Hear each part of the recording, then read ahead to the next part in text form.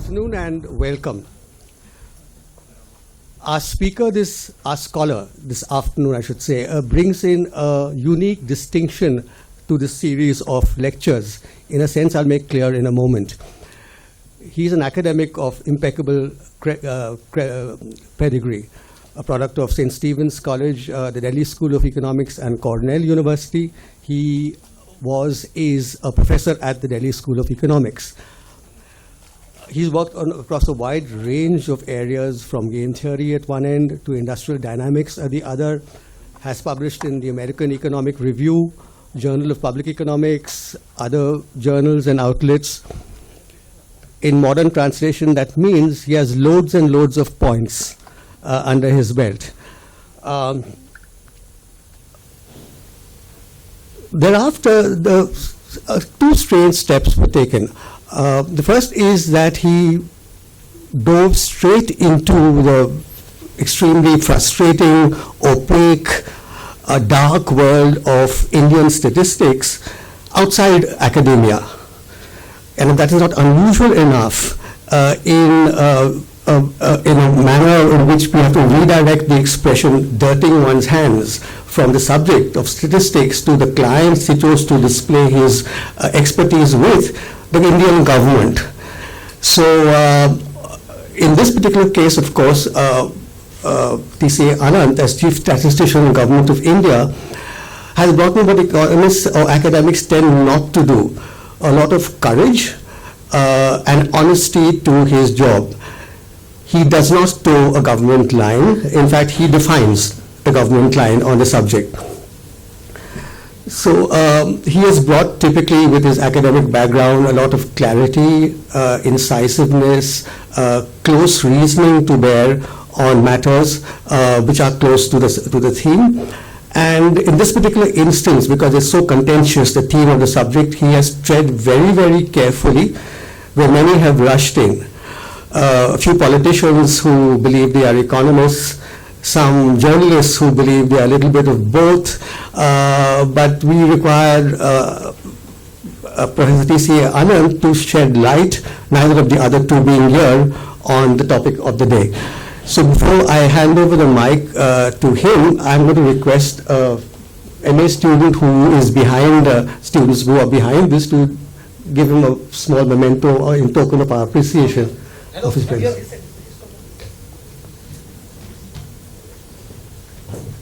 Thank you. Thank you, Dr. Korea. Professor Artikar, it's a pleasure for me to be here. Though I've not been a student here, but I've been to Bombay University a number of times and had a pleasure to meeting all of you. So I'm really glad I'm here. And when I was asked to come, since this has been the flavor of the day, we said, okay, fine, I'll come and talk about GDP, but I'm not going to talk only about GDP. And the way I'll do it is, I'll break my talk into two parts. Substantially, a large part of the first part will be on GDP, but many other things. And I'm defining the talk about essentially measurement issues in macroeconomics. I'll talk about where do all these measurement concepts come in. They are intertwined. And what I'll do is, first half of my talk will be sort of on some issues on the principles which underlie macroeconomics and how we measure them, what are the measurement issues, what are the concepts. Then I will specifically take up the recent revision in GDP and the controversies thereon. But the first part will be, the two are interconnected. A lot of what I'll say in the first part does have bearing in the second as well. But it's necessary to understand how we go about measurement and what the issues are in measurement for macroeconomists to understand. In fact, I want to make a statement before I start talking about measurement. I want to tell you an analogy, or if you like, a story. If you go to a doctor and say, I have fever, the doctor will prescribe typically the following line of treatment. He'll say, go home, take some rest, have liquids, maybe have a paracetamol. And that's about. If you tell him that I have fever and give him some more information, say you have a fever with the blood test has done and it shows the presence of malarial parasite or it shows infection, he will prescribe a slightly different line of treatment. Depending upon how much information the doctor has, the line of treatment for what appears to be the same external manifestation will change. To some extent, this analogy applies to macroeconomics as well. It's important to understand what is it that we see. Why have we constructed it? What are the basic issues in what we see? And how far what we see is in fact what we conceptualize in macro theory. A larger philosophical position I have taken is that I am going to request Roma to forgive me because you people have worked a lot in macro, is I think a lot of macro theorists miss the point in lots of policy issues because they talk in macro concepts without clearly linking them to the empirically measured constructs which we use in describing the macroeconomy, and there is a divergence between the empirical concept and the theoretical concept which is used in macroeconomics. So this is, if you like, the larger framework in which I am presenting myself, but the practical elements of that are going to be there. Let me use the slide in front. I don't need the...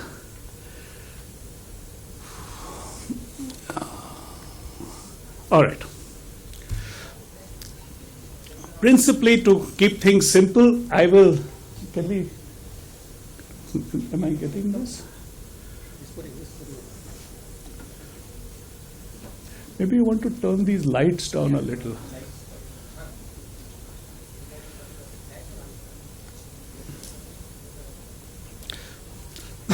Anyway, while they're coming up, I'll reduce macroeconomics into somewhat simplistic terms, and I will stay with only three main concepts because they are also relevant to what I'm going to be talking about for the most part, which is output, employment, and prices. But what I'm saying also extends to other major macroeconomic magnitudes, which include money supply, interest rates, and so on, though I'm not going to get into those areas now, but those who are interested should look at those areas also from the same lens. Principally, how do we measure these? The simple answer is output measures in all economies across the world are captured in the national accounts data of the country. Employment is measured through essentially labor force surveys across the world, and prices are captured through a variety of price indices. The reason why I'm saying this is because I'm going to, in a little bit more, tell you about what is it that the measurement people actually capture. And you will realize that what the measurement people capture is slightly different from the concept which the macroeconomists have in their theoretical construct. Let me turn to the notion of, okay, I can use this and the pointer. This is to move and the pointer is there.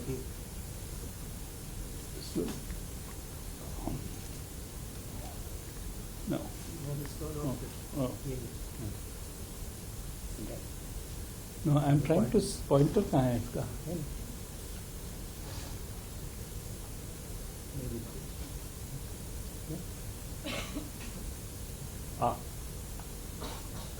Yeah, I can see it now. All right. Let's take with national accounts. What is it that we actually measure? The concept underlying national accounts is actually very close to the notion of the circular flow of income and wealth, which the standard textbook of macroeconomics starts with. We have two critical assumptions underlying the notion of gross value added, which we use in national accounts, which is what national account seeks to measure. The two principal elements are, one, the requirement of human effort. In other words, we look to measure the value which is created by the application of human effort. And the second requirement is that this value created must be measured at the crossing of a boundary, and the boundary is the market boundary. So value which gets created but does not cross the market boundary is not measured except for one exception, which is the own consumption of goods. If I produce goods and consume them, those are captured in the notion of value added as it is present in the national accounting system. However, if I produce services, they are not captured. The distinction between goods and services is somewhat limited, and as a consequence, there are some differences in the way national accounts in India and other countries are constructed. In India, for example, we certainly provide for own production of goods, but we do not account for processing of the goods further. So, for example, if I grow wheat for my own consumption, that amount of wheat which I have grown will be taken into account. But I may process the wheat by grinding it into atta, which is a value-added activity outside in the market. I don't capture that. I may also process it further by making it into food. I don't capture that also. We take only the principal production of goods, largely in the agriculture sector, some in non-agriculture also, but essentially production of goods for home consumption is captured. Own consumption of services, as per SNA systems and across the world, are not included. Now, it's important to understand this because GDP is often criticized for principally these two lacunae. One criticism runs on the ground that you do not take into account the value, if you like, of natural resources. The fact that clean air gives us value, clean water gives us value, the existence of wild animals gives us value. They give us value, we deny benefit from them. But this is a benefit which is being derived without the intervention of human effort, and it is a benefit which has not crossed the market boundary.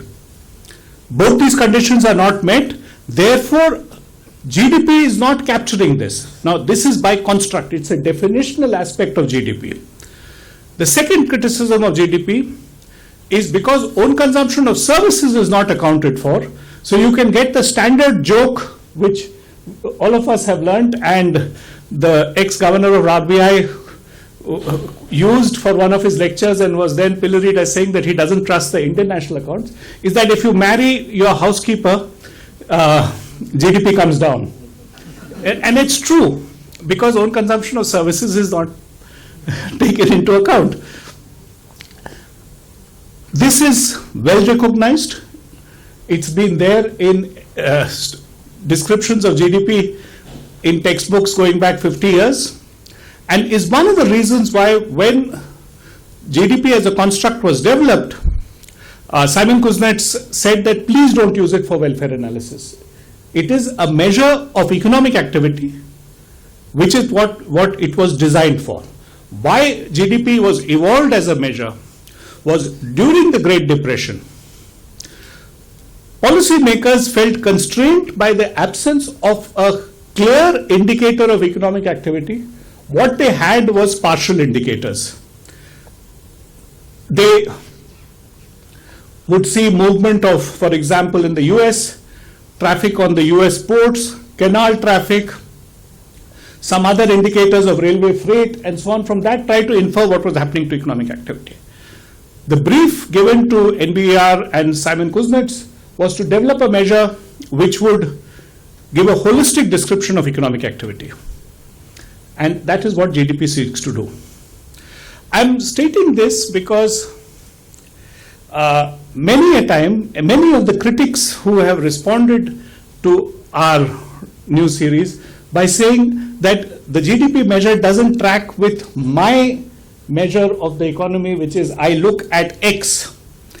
And the answer is yes, it may not, because if you take a measure which is a synthesis of many different measures, including Mr. X's whatever X measure which he wants to look at, you will get a picture which is a composite of all of them. And the composite very rarely behaves as each individual component does. It would be an extraordinary circumstance of complete correlation where each component behaved in the same way as the composite. So this is something which you have to keep in mind when interpreting GDP. I will take you through the changes later, but it's an important element to. The second thing which is important about GDP and the value-added principle is conceptually, economic activity takes place in establishments. In other words, every process of value addition can be conceived as an establishment which produces value. Theoretically, every value-producing establishment could maintain accounts and in fact maintain double-entry bookkeeping accounts, where you can separate the establishment out from the individual who runs or works in that establishment. The individual becomes part of the household sector. The establishment has a structure of accounts. If every economic establishment in society had accounts, and if the National Statistical Office had access to all those accounts, theoretically we could compute value added exactly. There would be no error in measurement. But these two conditions, every establishment maintains account and the Statistical Office has access to all the accounts, do not hold in any society. Typically, a number of establishments do not maintain accounts and the Statistical Office does not get access to 100% of all the accounts. What is then done is estimation. Estimation is largely based on a variety of surveys, but not necessarily surveys. This part is incomplete. This can also be based on administrative data and so on, which are used to compile estimates, which is what we do in GDP calculation. Let me move a little bit to these establishments and structure, and this part I'm doing upfront rather than later when I go to what the changes in the new series were, because it's important to understand one element which has been a source of confusion in the new series as against the old. The circular flow of income has three broad components. There is government, there is business, and there are households. Value addition typically takes place in business. Government provides a certain class of contributions to the economy. It produces non-market services. So government produces services to households and businesses in the form of security, defense, a whole bunch of government services. Businesses, of course, produce value added in the way we think about it. The households in the pure circular flow of income are consumers of value added, consumers of government services, payers of taxes, and providers of labor input into the firms. This is the way the circular flow is maintained. In practice, we have a slight problem because, as I told you, many establishments don't maintain accounts. So a set of households also produce value, which we have to treat as part of the household sector because I don't have accounts to put them into the business sector. That's really one element of it. This classification is what the new series reflects. So we have corporations, which is the notion of business, both public and private, broken up as public and private, financial and non-financial. So in that part there's no issue. Government and households. Our households includes one community for which we have no directly readily available data. Therefore, by a residual calculation, they get included as part of the household sector. It's something which we call non-profit institutions. So the temple, Siddhivinayak temple, for example, would be registered as a trust, but all its consumption will be treated as part of the household segment. It's simply because we have no mechanism of data capture which enables us to track the economic behavior of these entities. They are included as part of the household sector. This is a major change conceptually from the old series. The old series used to follow a classification system which was non-standard and did not permit us to relate to macroeconomic aggregates easily. We used to talk in terms of the public sector and the private sector. This is a legacy of Indian policy making and thinking going back to the 50s. Therefore, if you wanted to parse the old structure into the structures of macroeconomics in terms of government, you had to do a fair amount of recalculation. The data was all there. This is basically a classificatory thing. It has not changed aggregates in any way, but in certain components as a consequence, the size has changed. Principally because of the regrouping and reclassifying which we have done, the corporate sector in India looks a little larger than what it was, and government looks a little smaller. It's largely because of the way we sliced and diced the public sector and broke it up into government and public and financial and non-financial corporations and grouped them as largely part of the corporate world. That is one element which you want to keep in mind. There is a small technical nuance in the definition of the corporate sector which has also made the corporate sector look a little larger. And the corporate sector includes in its definition, and this is consistent with SNA, something called a quasi-corporation. These are entities which are not legally registered as companies, but have the attributes of a company. And what SNA says is any establishment which has a complete set of accounts, they can be classified as quasi-corporations. Now, data for these is available in India, admittedly not in the same frequency as data for the companies is. They are from two sources. We get data from the annual survey of industries for all manufacturing enterprise establishments which are unincorporated, because they are required to maintain accounts under the Factories Act, which we get access to. We get data for cooperatives, and we also get data for a whole range of unincorporated enterprises which maintain accounts, because when we do the NSS survey of unincorporated enterprises, if they maintain accounts, we try to take the data from the accounts itself, but it's a survey-based exercise. All of these are included as part of the classification of corporate, and this is keeping in spirit the schema which I told you about with the circular flow of income and wealth, where businesses are treated as a separate category away from households. I'll come back to this household segment in a moment, but let me go back to what are our data sources. And this is important for India as well as comparing Indian accounts with everybody else. For corporations, our principal data and bulk of the corporation data comes from company accounts. In addition, for a whole bunch of financial corporations, we get they file regularly with Reserve Bank of India, SEBI and others. We get from them. In government, for central and state government, regular, in fact, monthly data is maintained by the Attorney General's, Accountant General's office.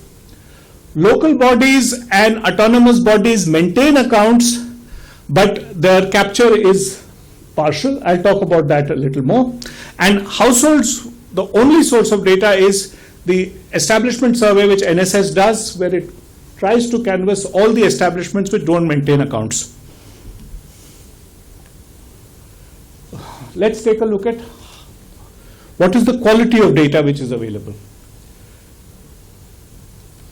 We get regular data, usually quarterly, in some cases monthly, only for the following two categories of entities. For state and central governments, the Accountant General will give you every month a statement for state governments as well as for the central government, what their budgetary activities have been, how much have been spent, how much was the revenue earned. You will get those figures regularly. Large listed companies also file quarterly accounts with their stock exchanges. This is mandated by SEBI. Mostly they are quarterly. Some of them may have monthly accounts as well, but typically quarterly accounts are filed. This is what is available on a regular basis. Please understand that this is a relatively small component of the economy. It's only about the top 1500 companies and only the central and state governments. And even in the central and state governments, the disaggregation is only across some major heads of expenditure. On the annual basis, we get whatever is available on a quarterly basis, but in much greater detail. In addition, we have access to much more data from company accounts. All registered companies now file accounts. Annual Survey of Industries, public sector enterprises file accounts. Departmental commercial undertakings maintain and file accounts. Local bodies and autonomous institutions do prepare accounts, but only a selected number are visible to us.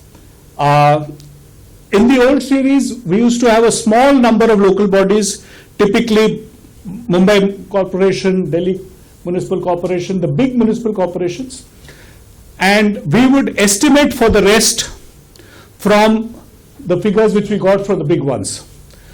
In the last decade or so, government has been making a concentrated effort, not just central government, state governments as well, to improve the capture of local body accounts. Similar effort was being taken with autonomous institutions. In this national accounts revision, we have been able to take account of this improved effort so that we are now capturing about 60% of local body and autonomous institution accounts. But there is still a 40% of local bodies which are not captured, and this is not on a sample basis. The local bodies are almost fully captured in the southern states, in Gujarat. I don't know about Maharashtra. They are also fully captured. Autonomous institutions are in some cases more or less completely captured, but in many states or in other states, the capture is still incomplete. So we are still estimating for the remainder and whatever limitations that process of estimation is, but it's certainly better than what was there in any series in the past, because this is a consequence of e-governance platforms which have been being put in place over the last decade or so. Now we come to irregular data, which is households, the category which I classified as quasi-corporate. These are available only irregularly through NSS surveys once every 5 years, and the non-profit institutions and local bodies are invisible because there is as yet no systematic way to capture their data. This is fundamentally what national accounts reveal. So in a sense, when you say, is it a complete picture? It is, but it is a complete picture subject to these limitations. I think it's important to keep one statistic in mind here. This household sector, which I said which does not maintain accounts, it's important to recognize that in India it accounts for 40% of GVA. It's a statistic which many of you are aware of because it's there in national accounts. Many people who talk about India, unorganized sector, informal sector, quote this number, but don't think through its implications. 40% of our GVA comes from economic establishments which either do not maintain accounts or claim that they do not maintain accounts. It amounts to the same thing. In other words, it is very likely that these people are also not paying direct taxes. They will, of course, pay indirect taxes. Everybody pays indirect taxes, so do they. But when you do, and this is the point which I have made many times, when you use GDP as a denominator in lots of things, you take about the tax GDP ratio and you say India is an undertaxed country. It doesn't strike people to say that all your taxes are coming from only 60% of the value added, or substantial chunk of it is coming from 60% of the value added. Does that make us an undertaxed country? It's something worth thinking about. I'm flagging this for you because it's a characteristic of the data which, when you get your hands dirty, you start worrying about. All right. Now let me turn to the other two areas which I talked about in macroeconomics before going to my new series and what the issues and conflicts are. And these two are important elements in that discussion, so let me take them up.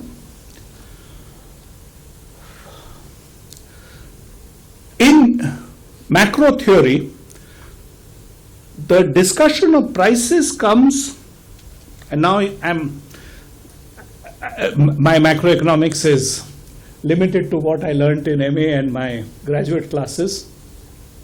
Principally, one more class of thinking, writing, which is rooted in the quantity theory of money and its various variants. And all of them talk about a relationship between money, output, and prices in some form or the other.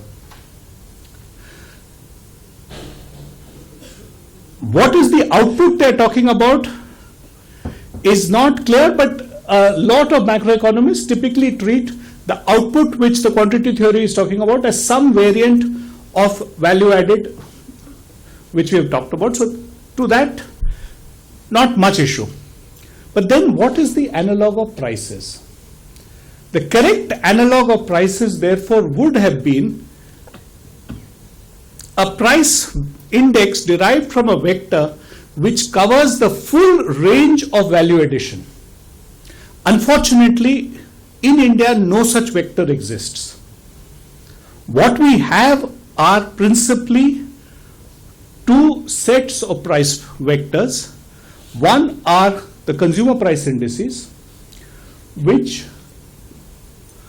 till recently, and that is still the new series, they were based on specified groups of consumers. So you have a consumer price index for industrial workers, you have a consumer price index for agricultural labor.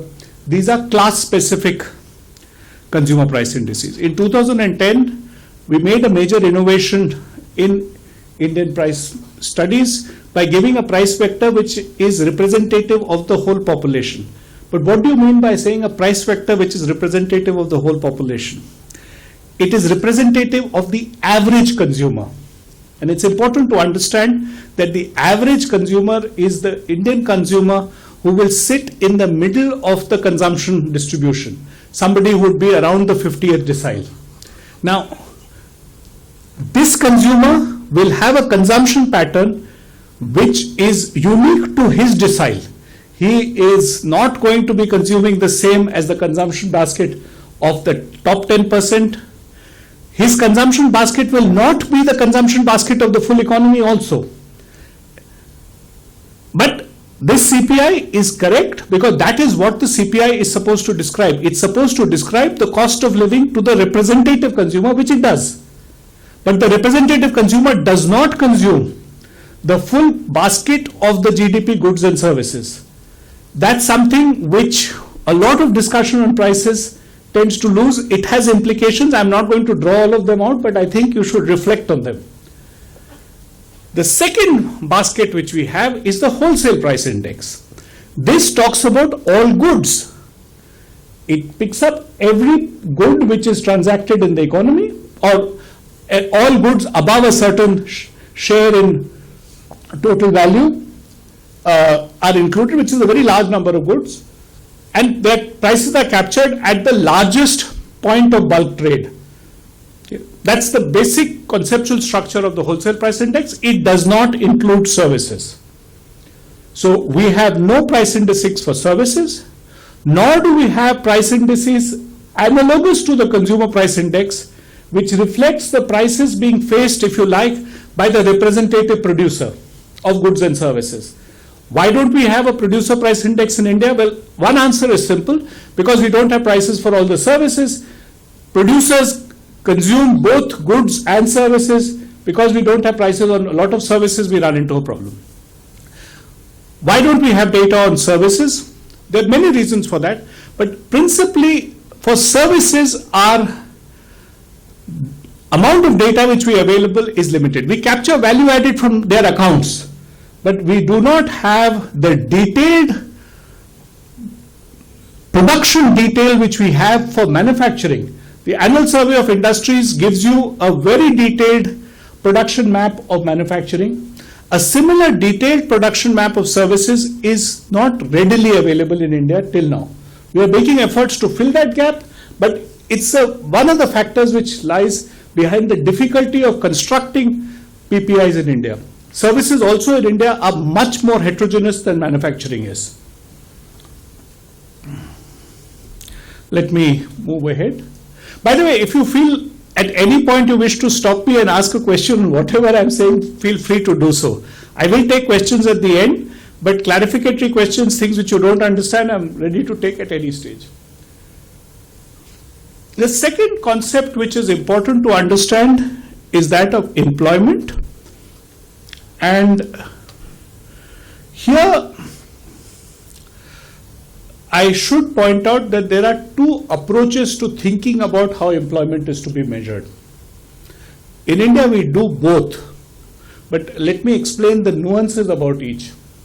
One measure of employment is I can go to establishments and ask them how many people work in their establishment. This will give me a complete count of, if you like, the total number of jobs available in the economy. The only comprehensive count of an establishment level employment data which we have is through the economic census. We get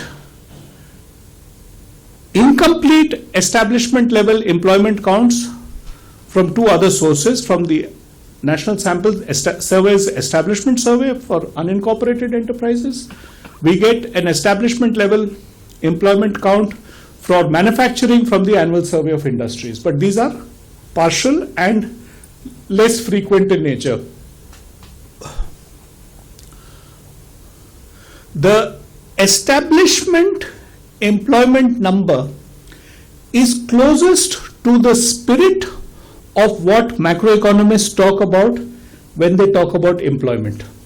It's because work takes place in establishments and work can be done by many individuals. But the macroeconomic measure of employment is the total labor input which has gone into production, and that is best measured on the establishment side. Unfortunately, the Annual Survey of Industries only covers manufacturing, and the rest we don't have complete data. We do have partial indicators available. The other data source for measuring employment, which is this is by the way not an issue in India, everybody else faces the same constraint, is through what are called household surveys. In household surveys, you go to households and ask people who live in the household what their employment status is. The way the question is asked is, first of all, are you in the labor force or not in the labor? Are you working or looking for work? If the answer is yes, he's treated as being in the labor force. If the answer is no, he's treated as being not in the labor force. He can be not in the labor force for a variety of reasons. He's too young, he's studying, or he or she is not willing to work because they have household commitments, they are unwell, whatever. If you are working or looking for work, you are then further classified as if you are working as being in the workforce, and then various attributes of how you are working, where you are working, etc. are captured. That's what labor force surveys do. In India, we ask this question in two different ways because our surveys typically asked this question in one of two ways. One is, what was your work status over the last year? That is what is called usual status. Or we ask them, what did you do over the last week? That's what we call current status. Both of these lead to estimates. Globally, the measure of employment comes from the current status measure, but you can use both measures are available in India. However, traditionally in India and in this national accounts also, we have used the usual status measure to capture employment, but this is a convention going back many years. Employment can, in this way, you can ask the person if he's working, what is the nature of employment? He can be self-employed or he can be working for somebody else for wages. If he's working for wages, he can be on a regular employment with the person he's working. In other words, he has a secure, predictable employment for a stable period of time, or he could be working on a casual nature. He goes to the market every day. Somebody picks him up and says, come and do this job for me. These are all characteristics of the labor force. What we do in using employment, because labor force data is what is used, when we try to compile national accounts, we take the employment survey data measure of employment and use it in the computation of value added in a certain way, which I'll come to later. In order to explain that and how we do all of this, I will now turn specifically to my national account, but let me just stop here and draw one set of ideas for you. This method of measuring labor is important to understand because a lot of times people talk about policy for labor markets or employment. Unfortunately, which type of policy you talk about depends upon which approach to measurement you look at, and each one of them gives you facets to thinking about policy. Let me start with the establishment story first. If you look at the economic census data, it shows a very interesting characteristic of the Indian economy, not very different from what I briefly mentioned in the national accounts. A very large part of the economic establishments in India are small. In other words, about 95 or 98% of them are employing less than 10 workers. A very substantial chunk are employing nobody. Just, I run my own business. I may be operating a cycle repair shop. I may be running a small shop. I do it by myself. In some cases, I do it by myself along with members of my family. Hired labor is in a very small segment of the establishments. That's characteristic number one. Large establishments are small. Establishments which employ more than 100 workers are even smaller. In fact, the total number of jobs which are available in establishments which employ 100 workers or more is about 8% of the total labor force. It has come down from about 10 or 11% when we did the 5th economic census to about 8% by the time we did the 6th economic census. The reason why I'm flagging this, and it's not a central point of my discourse, but we can talk about this at some stage, is a lot of discussion on labor policy reform tends to talk about the needs of employment in these large employers, people who employ 100 workers or more, and the constraints they face.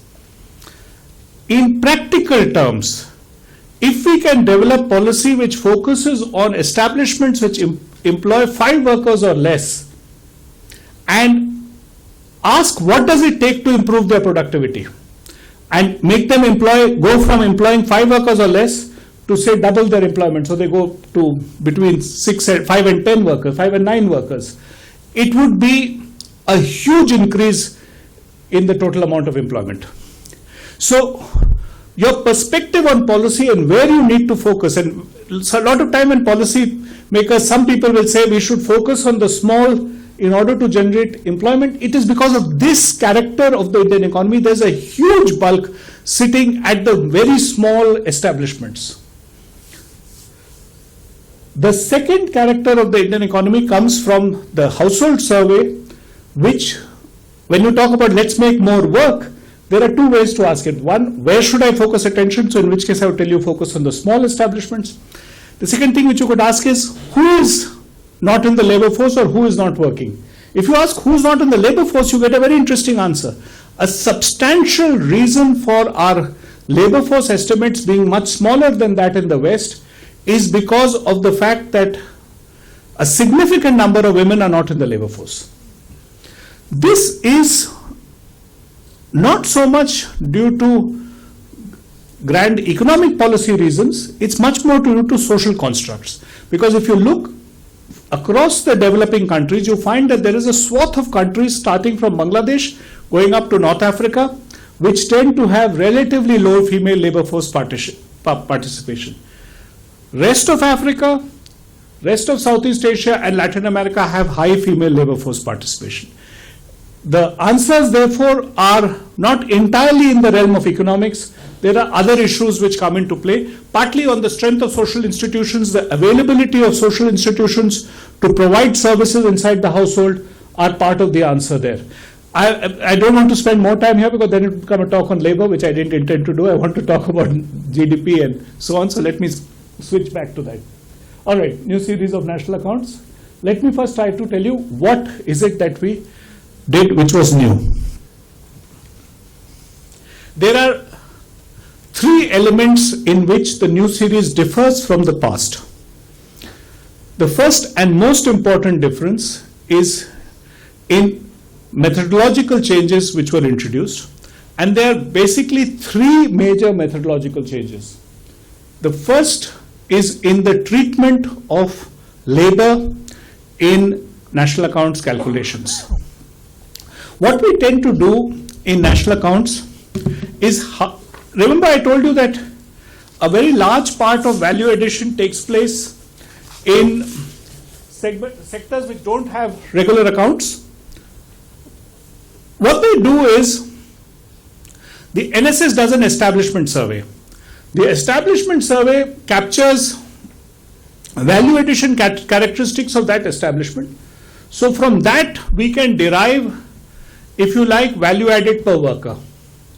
The employment survey gives us measures of people who work, and we can talk about how many people are self-employed, how many people are casual wage laborers, and so on. In the old series, until recently, we used to treat all labor as homogeneous.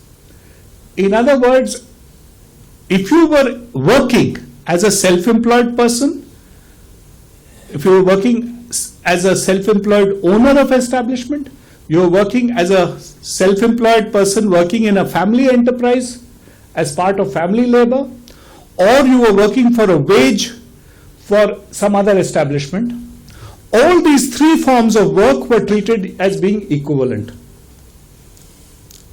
Conceptually, this had been criticized because the argument was that the productivity of wage labor would be very different from the productivity of unpaid family labor. And this goes back to a criticism being made by, I think, Amartya Sen, who talked about the prevalence of disguised unemployment in India. Most disguised unemployment is in the realm of unpaid family labor. Some disguised unemployment is also in the form of self-employed owners. So what we did this time was to do a more sophisticated value addition modeling, where we related value addition to all these three categories of work separately and treated labor as heterogeneous. And for most establishments, I won't say for all sectors of the economy because there were data problems in some of the sectors, we switched from using labor as a homogeneous good to labor as heterogeneous. It's a conceptually major change in the measurement.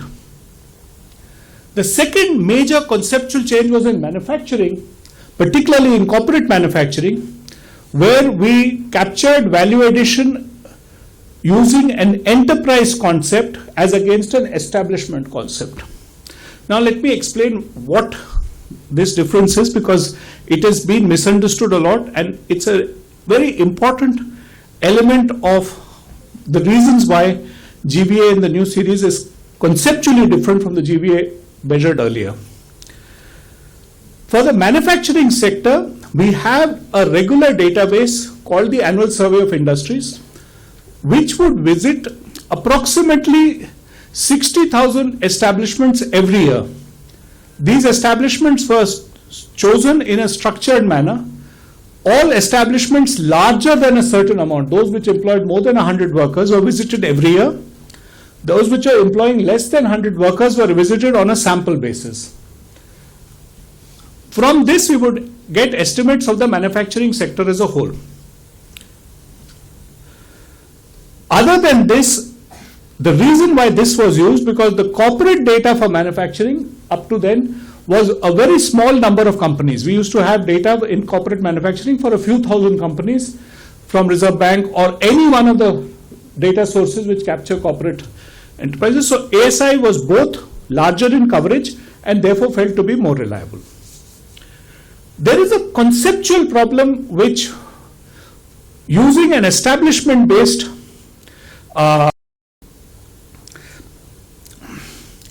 approach has when you try to capture GVA. I'm going to take an example, and I will request if there's anybody who, you said journalists might want to make use of this, so I will wishes to make use of it. Please don't take names of companies, because I am ethically not required to take companies as example, but let me, to make things understand for you, take an example of a company. Let's take Tata Motors. It's a well-known company. They have production establishments in many states. As far as I know, they have an establishment in Gujarat, they have an establishment in Maharashtra, they have an establishment, I think, in Jharkhand. They may have establishments in other states. These are production establishments. Tata Motors also has sales establishment. It also has service establishments, which are part of the company. In addition, it has a corporate headquarters, which does a whole bunch of things ranging from design, advertisement, a whole bunch of things which add to value addition. When we do annual survey of industries, we focus only on the manufacturing establishment, because it is only those which are registered under the Factories Act. The sales establishment, service establishments are typically not included. Now, see what is happening. I take establishment-based approach to value addition in this company. I will aggregate only the value addition in their manufacturing establishments. Their non-manufacturing establishments get excluded from this part. In the nature in which data was compiled for the remainder, they were excluded there also, because the data for the service side of the economy was either from company accounts, where manufacturing companies were excluded, and Tata Motors does not publish separate accounts for its service side as against from its manufacturing side. And in the NSS surveys, the survey only focused on non-corporate establishments. So anything which was part of Tata Motors was automatically excluded. So in effect, in the old series measurements, for non-manufacturing components of the enterprise in corporate manufacturing was getting excluded. That was a directional bias in the old series. This had been criticized many times, and those who talk about Indian measurement would recall there were debates about enterprise versus establishment measurement for precisely this reason. The reason why we did not go for enterprise measurement earlier is because the data at the enterprise level was less complete than the data at the establishment level. So the better data won. The new series allowed us to change from establishment to enterprise because we had a much larger database on corporate manufacturing from the MCA database. And that was a big change in the manner in which value addition in the new series is structurally different from the value addition in the new series. And this structural difference will remain there throughout. I mean, there's not much you can do to say that, because, you know, one of the problems is when you work with incomplete data and you say, let me use a method of estimation, I try to, each time the principle is you use the best available given the amount of data available. If I change the amount of data and then derive the best available, because the underlying data structure has changed, the measure changes. And there's nothing which you can do which can bridge this gap. This is a conceptual point which many users find uncomfortable to deal with, but it is a reality. If statistics have to be improved, structural breaks will come. There is no way you can give us better measures and at the same time say, don't give me also continuity in the data series. The two are inconsistent. You can't do that. If you want statistics to improve, structural breaks will periodically take place. Okay. The third conceptual difference is a minor one in terms of empirics, but major in terms of conceptual understanding. It is with the way taxes are treated in GVA calculation. The macro measurement people had said that taxes which are invariant to production should be treated as fixed costs and captured as part of the fixed cost structure of companies when you do the calculation of basic prices. Taxes which vary with production should be treated as production taxes and added on to the basic prices or the prices received by the producer to get the market prices, which is what the calculation at basic prices does. Unfortunately, earlier our government revenue data was incomplete, or we didn't get such detailed revenue data. The classification of taxes which were invariant to production and taxes which are varying with production was not so easy to do. We used to therefore use a coarser notion of factor cost, which would basically talk about the price which the company paid for its raw materials and try to work from that. Unfortunately, this was, because of the incomplete nature, a measure which had in part some taxes included and some taxes excluded. There was a certain lack of conceptual clarity in it. By going to the notion of basic prices, we have brought our measure much closer to the analytical construct which is needed for good macro modeling. The data sources I've already talked about, the MCA database, and I'll maybe make a little bit about this. The MCA database is a consequence of policy reforms which have been underway for the last 2 decades or so. Companies have always been required under company law to prepare accounts and file them with the Registrar of Companies. Until 2006, these accounts used to be filed as paper records in the different registrars of companies all over the country. In addition, registered companies who were listed on the stock exchange would also file their accounts with the stock exchanges, and the largest well-known collection of company data was with the Bombay Stock Exchange. Those of us who tried to work with company data in the past would find the big problem was there was no ready repository available of company accounts. One source was the Bombay Stock Exchange, where all listed companies in the Bombay Stock Exchange gave their accounts, and Bombay Stock Exchange would bring out a publication for company data. Another source was the RBI, which would do a regular sample survey of companies, and they would publish data on Indian corporate financial statistics of Indian corporates as a regular series. Later, we started getting data from CMIE and some of the others, but they were principally the same data which was available in the Bombay Stock Exchange directory. It's just that they started canvassing the same companies. Later, a few more companies came in.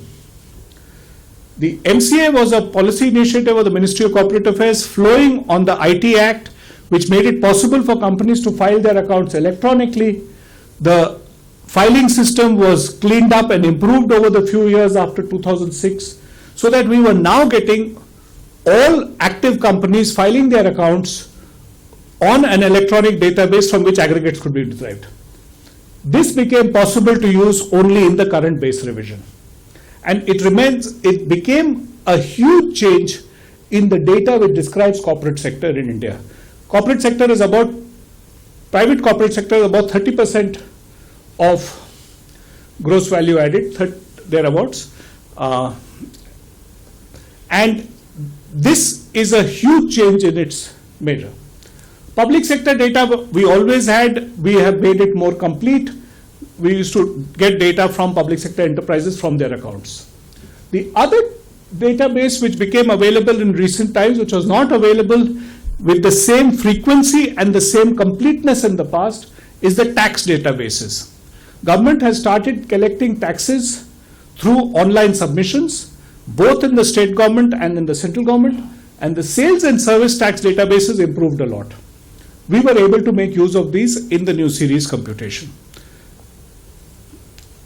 The other is, of course, local bodies and autonomous institutions, where a concentrated effort has been made to include more of their accounts on a regular filing system which state and central governments have been creating. I've already talked about the institutional classification. Okay, I will skip this because this is just what is available.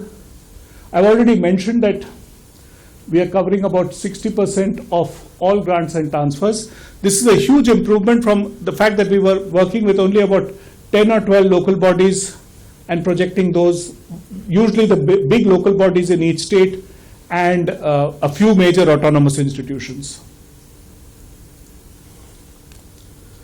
MCA data I have described, so I'm going to skip this. Financial corporations also in the last decade have seen huge improvements in data capture. Earlier we used to simply have a few financial institutions covered outside of banks. We would have the Unit Trust of India, Life Insurance Corporation and so on. Now we have complete data on all mutual funds, all pension funds, all financial auxiliaries, because they are all regulated by the various regulators. They give them annual reports. We are able to get aggregates from them. So the financial sector coverage has improved considerably in the new series. This I've already talked about how we used heterogeneous labor. The details are we estimated a nested Cobb-Douglas production function, generated a weighting diagram, which gave the relative value added of different categories of workers, owners, helpers, which are family labor, and hired workers. We then combined this with the data from the employment survey, which gave us how many people were working as owners, how many as family labor, how many as wage labor, and generated the value added in this informal sector of the economy. In many cases where we did not have regular data, because we now have sales and service tax data, we were able to get contemporaneous annual indicators for growth in the underlying value of service and trade which was taking place, and use them to project in years after the base. Earlier what was being done, because in the absence of any indicators, the rule of thumb which GDP was doing, and this number has come down considerably in the new series, growth rate which obtained between two base revisions were carried forward until the next base revision. We have tried to reduce the use of such backward-looking indicators significantly. The details are given in a detailed document which we've compiled in segment by segment, showing where the changes have taken place. NSS unincorporated survey, the major change is the fact that we were covering trade for the first time after 99-2000. This was a big gap. Division took place. There was no survey on retail trade. Trade is a big segment of the economy. There was no survey on retail trade, so the earlier estimates were carried forward. This meant that by the time we came to the 2011-12 base year, we had overestimated GVA by a significant factor. In fact, most of the criticism of the new series seems to say that we are overstating growth. What they don't realize is we are showing overstating growth in a context where we have in fact brought down the level estimate by a significant margin, particularly in the segment of trade. The size of the trade sector was reduced very dramatically in the new series. All right, let me close, and after that I'll take it up. So what are the types of questions which people ask? And here I will now go back and forth between the first part of my talk and the second part. One concern which people raise is GVA growth, particularly GVA growth in manufacturing, does not reflect the growth which we see in the manufacturing sector from the index of industrial production. That's true. But there are two problems with this comparison. The first problem is index of industrial production is an output measure. GVA is a value added measure. Output growth can differ from value added growth when outputs and inputs grow differently, particularly in value terms, because value addition is the value of output and the less the value of inputs. If there's a change in the value structure, output and inputs can grow. Now, changes in value structure can happen for one of two reasons. It can happen because of efficiency gains, that's possible, but there's another reason why it happens. If there are relative price changes in the economy, the input composition can change. This doesn't translate to a pure technical efficiency gain, but it can be a relative efficiency gain, and the value added growth over output can differ. This is a conceptual reason for why these two differ, but there is a statistical reason also why they differ. The IIP is a last year's index. A last year's index is one where we take output relatives reference to a base year. In other words, in order to calculate the IIP, we fix a base year, which in the current IIP series is 2004-05. For the base year, we identify production entities from which data is captured based on a structured rule of reasoning which we follow, and that is consistent with international practice. And we generate output relatives for the selected enterprises. And the change in the index is what the IIP captures. Now, every last year's index suffers from the following limitation. One, the weightage is as in the base year.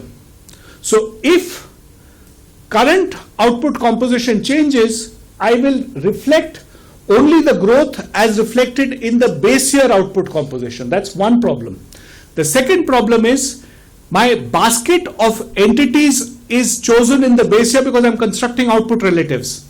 From the production entity in the base year, I calculate its output and construct a relative of its output in each subsequent year.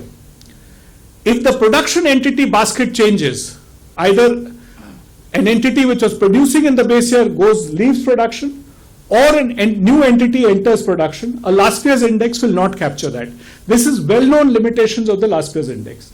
Whereas when you do an MCA compilation, you're not generating an index. You're simply taking a current period value added. Entities which come in, entities which go out have gone out. And when you look at changes in input-output structure, it is whatever inputs are consumed today. So both of these are taken account of, and that's why an MCA compilation will give you fundamentally different results from an IIP composition. In fact, this current versus base year calculation used to create a problem in the old series also. In the old series, our final measure of GVA in manufacturing came from ASI. ASI, like MCA, is a current measure. You look at outputs and inputs in the year in which the ASI survey took place and you calculate value addition. This will take account of entry and exit in exactly the same way. Therefore, in the old series, whenever national accounts were revised after ASI data became available, there would be a significant jump. That divergence was what is now being reflected in the current series between the GVA calculation and the first release with the IIP number. That's one of the major reasons why these two do differ. Some reduction will take place when the IIP is revised, but it will be limited to the base year. Subsequently, the last year's effect will take over and the same error possibility will occur in the future as well.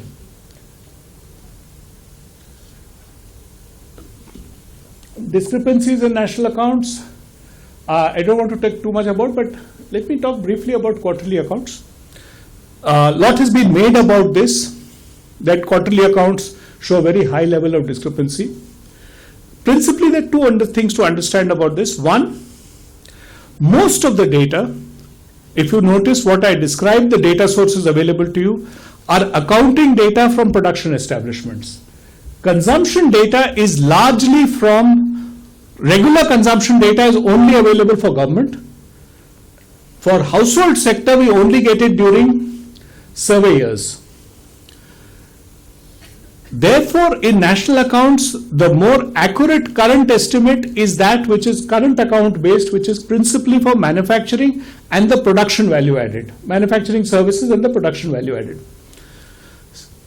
Expenditure side data outside of government is an estimate derived from base year calculations. Therefore, you will get discrepancies. That's one problem. The second problem is quarterly data is even less than the annual data. So the quarterly data is the last annual estimate projected on the basis of the limited amount of data which is available on a quarterly basis, which means the divergence between the aggregate and components becomes even larger. Principally, these are the reasons why there are these figures called discrepancies which you see in national accounts. It's the statistician's way to tell you what the likelihood of error is in the estimate. A second area which has created confusion is, it's been argued that we use incorrect deflators in national accounts. And a lot of the argument says that we use WPI, whereas we should be using CPI and so on. This is again misplaced, and let me explain why. When I talked about price indices, I talked about the fact that prices are over a vector of, price index is calculated over a vector of prices. The vector comprising WPI and CPI is different. If I compare WPI and CPI on the common elements of their vector, the two series are almost identical. In fact, the difference between WPI and CPI is small. That difference is interesting because it talks about the existence of impediments to trade between the largest point of bulk sale and final sale, and the divergence between urban and rural here is particularly interesting. But at an aggregate level, the difference and the growth rate differences are small. I mean, that's something, the reason why I pointed this out is because it's an interesting area of study and we should push for those types of studies, but in aggregate terms, the growth rate characteristics of the common vector of WPI and CPI is identical. The problem is the WPI vector is extremely heterogeneous and it has seen very sharp relative price changes over the last 2 years. Now, relative price changes, as every economist knows, are things which have real effects. If relative price changes take place, increases in value addition on account of those are not purely a price effect.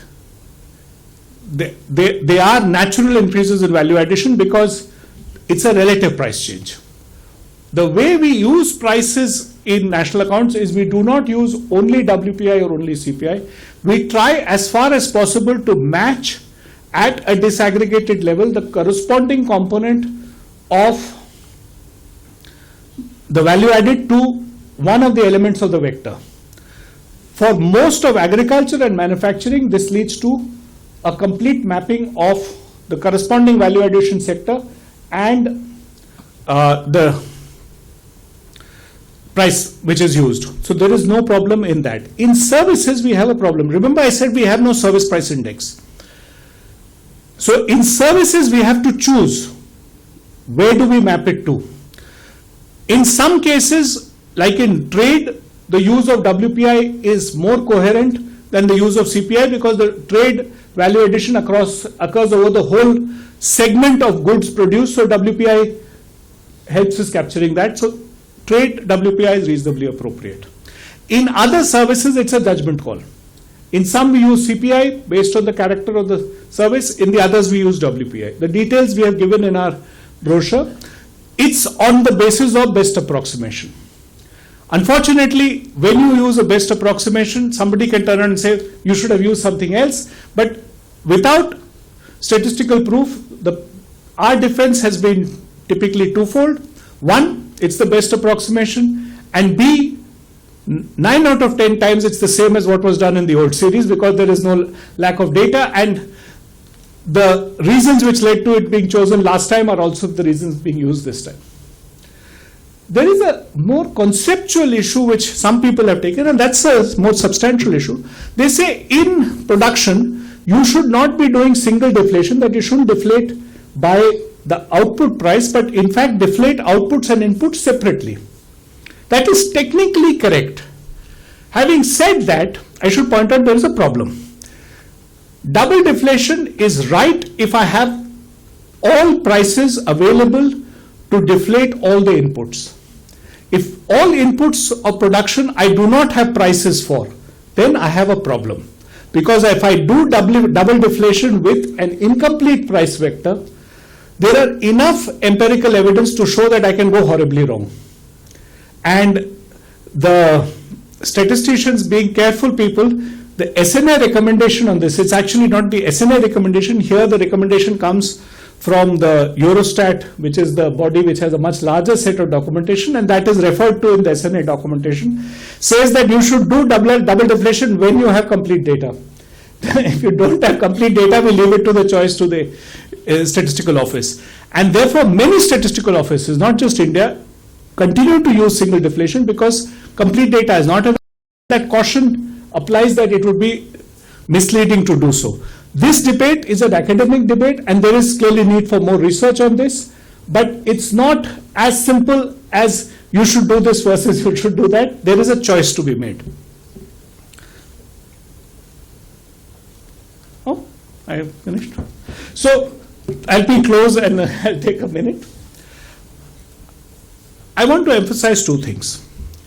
One, the new series is different from the past. It is different because we have taken an effort to try to use best data wherever it is available. Now, when you seek the best data and make use of it, and if you can then show that this data is substantially different in statistical characteristics from the data which was available in the past, you have a problem in comparability. This is a problem we have flagged right from the beginning. It is not an easy problem to answer. We are planning to issue guidance for people, but the guidance will also be partial because fundamentally the data series which we are using are statistically very different from what were available in the past. The basic problem which confronts you people as people who work with data is, should you work with long time series of, if you like, increasingly poor statistic, because what was a good estimate when limited amounts of data was available becomes gradually a very poor estimate as much better quality data becomes available. If you don't revise, the estimate becomes more and more inferior as time goes by. But it is a coherent time series. Or do you keep improving the thing? Secondly, why don't you construct and maintain both series continuously? There are two arguments. One is it's not possible to do so. And the reason is some of the data updation, these are not separable items. Some of the data updation is an ongoing process. For example, household surveys. If I don't incorporate the results of the new household survey, my estimates are virtually unusable. If I incorporate the use of the household survey but not the rest of the changes, my numbers can be way off the wall and then I'll have a problem explaining why are all these differences there. So the general rule of thumb is you report the best estimate. The best estimate means whatever is methodologically appropriate and is based on the best available data at that time.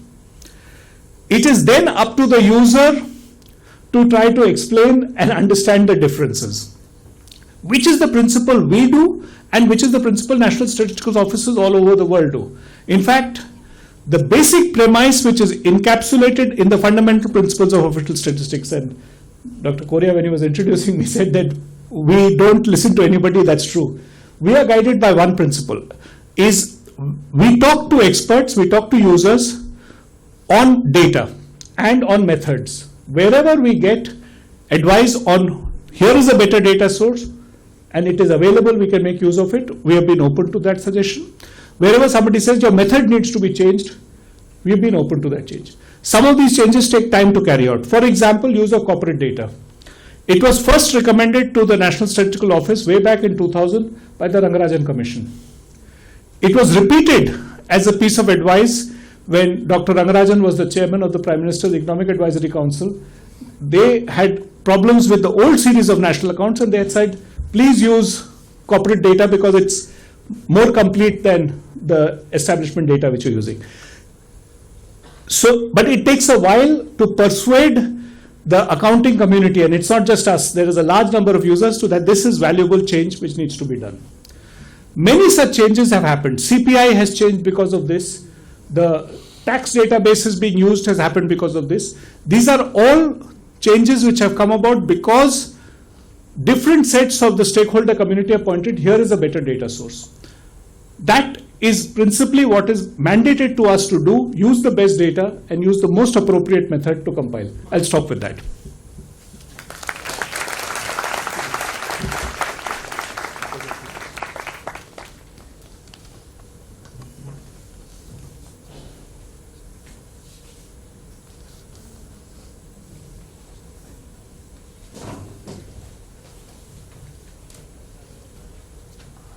We'll take a few questions and comments. I must ask you to be very short and sweet if possible. Raise your hands, and I think there's a mic that's going around. Okay, that's one. One moment. One. Anybody else? All right. Nobody else for the moment. That's 2, 3, 4, and 5 to start with. Okay, 5. So good afternoon, sir. I'm a research student of finance, and actually you have already answered the question, but I want to know more. From your point of view, to measure inflation in India, which method is most appropriate? Either WPI or CPI, because our former RBI governor believes on CPI, and the present chief economic advisor believes on WPI. So what's your answer? 2. Who was 2? We'll collect a few. 2. There was somebody I gave a number 2 to. I'm a journalist basically. I came late. I was not aware about exact time. But my question is about, my question is about basically GST. Very soon we are going to have GST in our country. So how it's going to change, or how it's going to helpful for you people to handle the statistics of our country? 3.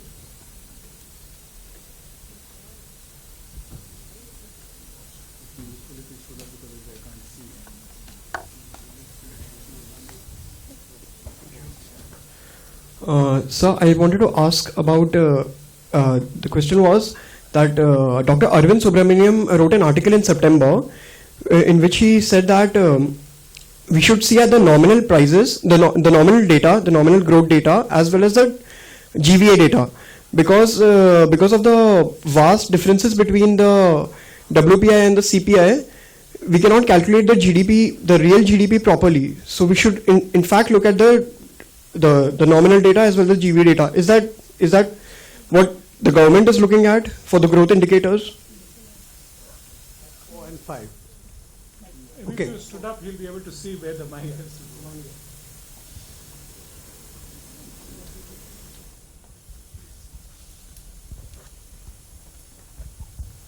Sir, if you could shed some more light on the overestimation of growth rate that you had mentioned earlier, please. At the back. So I have 2 questions. Number 1 question is, what are the limits of GDP? The limit of GDP. And the second question is, apart from GDP, what are the indicators to measure investment, consumption, wealth, and well-being? That's my question, sir. Okay, that's a nice cross section. So, Dr. Anant, you have your hands full. All right, let me take. The first question was on what measure of inflation should we take. You know,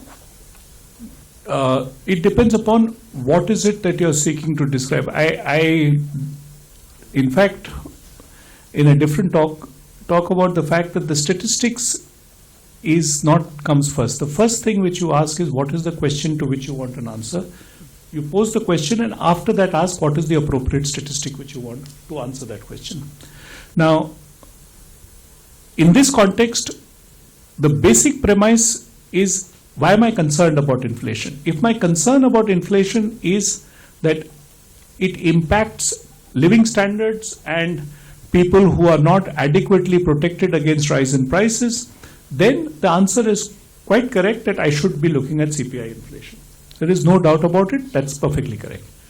However, if you ask the question slightly differently and you ask, what is the price index which is implicit in the quantity theory of money or in the discussions of the monetary transmission between what RBI does and what is, then you may get a slightly different answer. And this is where the debate between economists is, because the price indices underlying the monetary theory of money have, as I told you, much more to do with which theory or quantity theory you're working with. It talks about the relationship between money supply, some measure of transaction and prices. The measure of transaction then determines the price index. and depending upon which variant of the quantity theory people have in mind, different price indices can be used. These are two conceptually very different perceptions on inflation. I'm not a macroeconomist, so I'm not going to spend more time about it. My answer is we should have a much wider vector of prices. That is something which we should do. But you should be careful when you are talking about policy. You should understand what is the theoretical construct in which you are building. So if the aim is to talk about the relationship between instruments which you have and the price vector which prevails, you have to think about what theory is that relationship being posited, and that then determines your price index. GST is a very good question, and this is still work in progress. But let me explain what the impact of GST is going to be in two ways. There is a larger conceptual level in which GST will have a huge impact, because what it is doing is changing multiple points of tax collection into a single point of tax collection, and therefore promotion integration of markets. The integration of markets will have real effects, and that is why most economists who have supported GST have said it should be done. I'm not in a position to answer what the likely quantifiable impact of that is going to be. But in order to implement GST, a technology platform is being developed which will collect data on transactions at every level. Because in order for people who are paying GST to get the benefits of GST, and in order for the GST collection to be allocated between different states, because production can take place in one state, consumption will take place in another state, the tax will be collected in the consumption state, but part of it will belong to the production state. The technology platform will have information about all of this. It will have information about the point of production, the point of consumption, all of that will be there.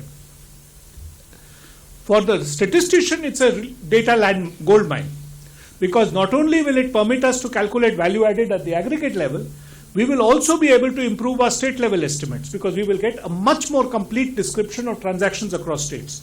So, very positive about GST. We are keeping a close eye, working very closely with the tax authorities in whatever support we can give them in the technology platform, because we are one of the potential users of that platform on statistical basis. So my feeling is that when GST comes into place, when the technology platform is there, and when we incorporate it into our accounting exercises, I think the quality of our estimates will be far better than what they are today. The third question on nominal versus growth versus constant price growth, I think it's important to understand, and I think that is the point which the Chief Economic Advisor was trying to underscore, is both are important indicators of economic activity at a point in time.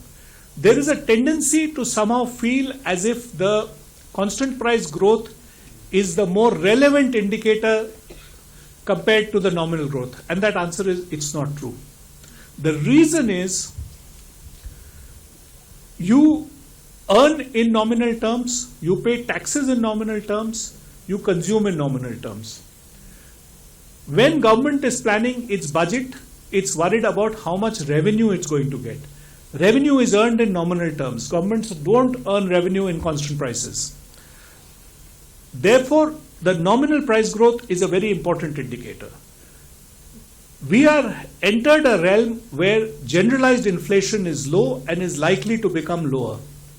In such a world, changes in nominal levels as well as changes in real constant price levels are important components of your analysis. And he was simply saying that we need to focus on both. So I think that's an important point, and we need to focus on both. One question was on the overestimation of growth rate. I actually didn't talk about the overestimation growth rates. I talked about overestimation or underestimation of the level. The growth rate is a derived concept, and it can go either way. Our estimation, we had overestimated in the old series value added in trade because we were working with a very old survey and projecting it on certain indicators. the indicators on which we were projecting were also somewhat flawed, and I'll explain why. The trade indicators were being projected on the basis of a set of volume indicators which showed very rapid growth. And one of the components which was inside those volume indicators was a certain class of primary production, particularly mining output. Now, those of you who are familiar with the economic activity and growth between 2000 and 2007, there was a huge boom in the mining sector in India. This boom happened because China was growing very rapidly and it was literally buying up minerals, iron ore, coal from everybody. Every mineral producing sector across the world had seen a boom. Now, what we were doing is we were having a volume indicator which they had this built in. It was being taken into calculating growth in trade GVA. Therefore, trade GVA became overinflated. One of the exercises which we did in the new series, some details are there in all the material which we have put out. There, in fact, our website has detailed documentation of the research which went into the new series on reports of various committees, was to compare this with an alternative indicator where we would have derived the underlying growth in volume from the database, from the sales tax database, and we found that we would actually have done a little better. It's for that reason we, in addition to using more up-to-date surveys, we also decided to switch from the erstwhile volume indicator to a new indicator derived from a different data source, which is from the sales tax database. It is still a volume indicator, but derived from a different source. Finally, limits of GDP, I think I talked about it. GDP is a good measure of economic activity, but it is not meant as a measure of well-being. There are other indicators. There are indicators available on from the census on literacy, health attributes. The Registrar General of India does a whole bunch of regular demographic surveys through the sample registration system, which gives you various vital statistics on mortality rates, infant mortality rate, and so on. Those are useful indicators for a particular attribute of well-being. Regular surveys give you different inputs on other attributes of well-being. There is as yet no consensus on what would be a good composite indicator of well-being. There is a lot of discussion going on over a much more comprehensive set of indicators of well-being under the post-2030 development agenda, where something like 160 indicators are being talked about across a wide range of areas. But that work is something which we are all participating in, and that data is being produced. However, the one characteristic of GDP will not go away. It is one of the few indicators which is produced globally on one of the most standardized global methodology. There are issues of comparability across nations, but the issues are clarified in the methodology documentation of GDP. Therefore, everything else is there, and all these indicators are there. They can be used. Many of you have used them. The UNDP uses a bunch to develop the Human Development Index. Other indicators are also possible. Thanks, Professor Anant. Regrettably, we must begin to wind down this fascinating afternoon with a vote of thanks, I think, proposed by another MA student. Professor T.C.A. Anant, Professor Romar Koya, Professor Neeraj Hatekar, our valuable invited guests, ladies and gentlemen. I would, on behalf of the Economics Department, I would like to take this opportunity to thank Professor T.C.A. Anant for coming here today and giving us such an informative talk on measuring the macroeconomic indicators. I would also like to thank Professor Neeraj Hatekar for being the driving force behind conceptualizing these lecture series. I would like to thank Professor Roma Korea for chairing this session. A special thank you to the Department of Nanotechnology for letting us use their green auditorium today. Also, I wish to express my gratitude to the audience for being so enthusiastic and inquisitive. Once again, a very big thank you, sir. We are very grateful. And we've also arranged for tea and snacks. So everybody please help yourself before leaving. Thank you.